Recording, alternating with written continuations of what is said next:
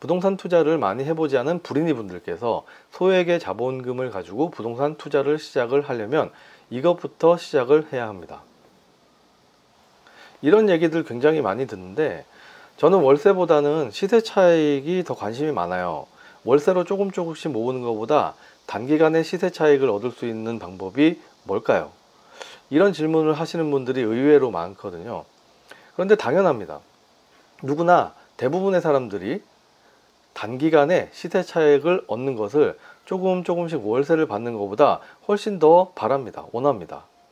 그리고 단기간에 많은 시세 차익을 확실하게 거둘 수 있는 방법이 있어요. 바로 강남의 부동산을 사는 건데, 예를 들어서 2021년도 2월 달에 37억 원에 매입된 이 건물이 약간의 리모델링을 거친 후에 2021년도 12월 달에 73억 원에 매각이 됩니다. 35억 원의 차익인데 수리비가 몇억 원이 들었다고 하더라도 1년 만에 약 30여억 원의 수익이 발생이 된 거죠. 여러분들이 원하시는 단기간에 시세 차익을 얻는 것, 이런 것 아닌가요? 이런 거는 어떨까요? 2022년도 5월 달에 53억에 매각이 된 물건이 있는데 같은 해 8월에 80억 원에 매각이 됐습니다. 27억 원의 시세 차익이 있는 물건인데 여기에 신축이라는 양념을 조금 넣어주면 이런 물건도 있어요.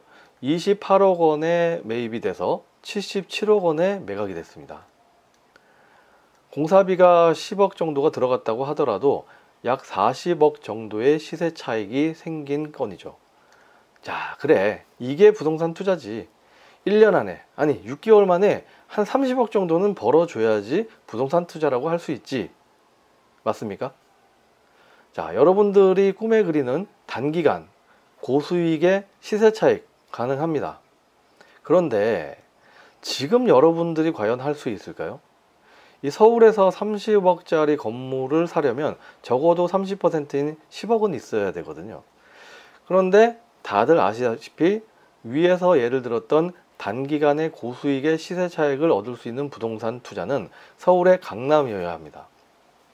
물론 서울 강남을 제외하고 몇몇 지역, 용산이나 마포나 한남동이나 몇몇 지역이 있겠지만은 안전하게 서울 강남이 좋습니다.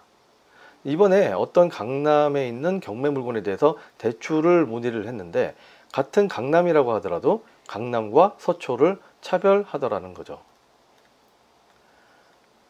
같은 강남이라고 하더라도 대출 가능 금액이 강남구는 80%, 서초구는 70%라고 해답이 왔습니다. 이 돈 잃기를 끔찍히도 싫어하는 금융기관이 강남을 많이 쳐주는 이유는 아까 봤던 사례들처럼 가만히 있어도 시세가 올라가기 때문이죠. 그런데 지금 10억은 고사하고 1억도 없는 불인이 소액 부동산 투자자라면 어떻게 해야 될까요? 사실 이 부분 모든 사람들이 단기간에 시세 차익을 얻는 것을 원한다라는 것을 노리고 많은 사기꾼들이 여러분들 주위를 어슬렁거리고 있는 거죠. 3천만 원, 5천만 원으로 아까 봤던 그런 단기간의 고수익의 시세 차익을 얻을 수 있는 부동산 투자는 없습니다. 그냥 사기꾼의 먹이가 될 뿐이죠. 3천만 원, 5천만 원, 1억, 3억, 5억 원까지는 뼈를 갈아 넣고 살을 태우면서 시간이라는 반죽으로 하나하나 쌓아 올리면서 만들어 나가야 됩니다. 불인이가 소액으로 부동산 투자를 하려면 지방에서부터 시작을 할 수밖에 없습니다. 그리고 지방에서 시작을 하면서 3천만 원, 5천만 원으로 가능한 부동산 투자를 하되 먼저 월세에 집중을 해야 합니다. 다들 아시다시피 이 지방에 있는 부동산은 드라마틱한 시세 차익이 쉽지가 않습니다. 그러니 투입 금액이 1천만 원, 1천만 원으로 월세가 1년에 이자를 제외하고 1년에 한 300만 원 정도를 만들 수 있는 월세 물건부터 시작을 해야 합니다. 이게 경매든 공매든 금매든 상관은 없어요. 지방이면 이 정도 수익률이 가능합니다. 아니, 할 수밖에 없어요. 돈이 모이면 모이는 대로 사고 또 사고 또 사고 이렇게 개수를 늘려 나가는 건데 한 5개 정도 되면 들어간 돈은 한 5천만 원 정도 되는데 1년에 1,500만 원 정도의 가외소득이 생기게 됩니다. 계산을 해보게 되면 수익률은 약 30% 정도가 되고 이렇게 모이는 돈 1,500만 원을 꼬박꼬박 모으고 푼돈도 아껴서 다시 2천만 원 정도를 만들어서 그 다음 해에는 2개를 더 모읍니다. 그러면 그 해에는 7개가 되니까 집어넣은 돈은 7천만 원, 그리고 1년에 버는 돈은 이자 빼고 약 2,100만 원 정도가 생기게 되는데, 그 다음 해에는 이걸 모아서 다시 또 3개를 더해요. 그렇게 되면 한 3년쯤 되면은 한 10개 정도가 되는데, 처음에 들어갔던 원금 5천만 원에다가 월세를 모은 돈 5천만 원, 약 1억 원 정도가 투입이 됐는데, 이자를 제외한 수익이, 순수익이 3천만 원 정도가 됩니다. 이런 방법으로 한 4년 정도를 반복을 하면 한 15개 정도까지는 누구든지 모으더라고요. 저도 그랬고요. 계산을 해보면 15개에 들어간 투입비는 약 1억 5천만 원 정도가 들어가고, 또 수익은 1년에 4,500만 원 정도가 발생이 됩니다. 달로 환산을 해보게 되면 매달 400만 원 정도의 수익이 추가로 생기게 되는 건데, 이게 한 5년 정도 하게 되면 순자산이 최소 2억 원에서 3억 원 정도가 되더라고요. 이때부터는 자기가 가지고 있는 부동산, 모았던 부동산 중에서 가격이 많이 오른 게 있는지 하나하나 확인을 해 보세요. 그러면 이 15개 중에서 한 2~3개 정도는 꽤 많이 올랐을 겁니다. 이 꽤 많이 오른 물건들을 하나, 2개 팔아서 목돈을 만들면서 다시 또 반복을 하는 거죠. 그리고 또 어떤 물건은 내가 매입한 금액, 산 가격에 팔기도 할 거예요. 그래도 수익이 난 겁니다.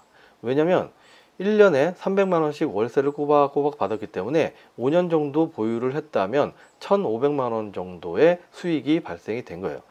그래서 산 가격에 팔아도 1,500만 원의 시세 차익이 생긴 것과 같은 효과를 보게 되는 거죠. 그리고 이 방법이 좋은 점은 가지고 있을 때 부담이 굉장히 적다는 겁니다. 이 월세가 나오는 금액에서 이자를 내고도 남는 금액을 모은 거니까 가지고 있을 때 이자 부담이 없어요. 그리고 처음 매입을 할 때 10%, 12%의 수익률이 나오는 물건을 샀기 때문에 금리가, 은행 금리가 6%, 8% 막 올라도 12%, 10%를 넘지만 않으면 이자에 치일 염려도 없습니다. 저 같은 경우에는 2004년도부터 부동산 투자를 시작을 했는데, 그 당시에는 경락자금 대출 금리 자체가 대략 한 6%에서 7% 정도 됐었거든요. 그래서 저 같은 경우에는 요즘에 금리가 별로 낯설지가 않아요. 자, 이렇게 반복을 하는 사이에 여러분들은 부동산 지식도 많아졌을 것이고, 또 경험도 쌓이게 되었을 것이고, 또 가장 중요한 점은 지방이 무섭다라는 생각, 지방은 돈이 안 될 것이다 라는 생각도 바뀌게 되었을 겁니다. 그래서 돈을 열심히 모아서 서울로 입성을 하게 될 때 여러 가지 다른 대안들도 보게 되실 거예요. 강남 건물 정도를 살 수 있는 돈이 만들어지기 전까지는 어쩔 수 없습니다.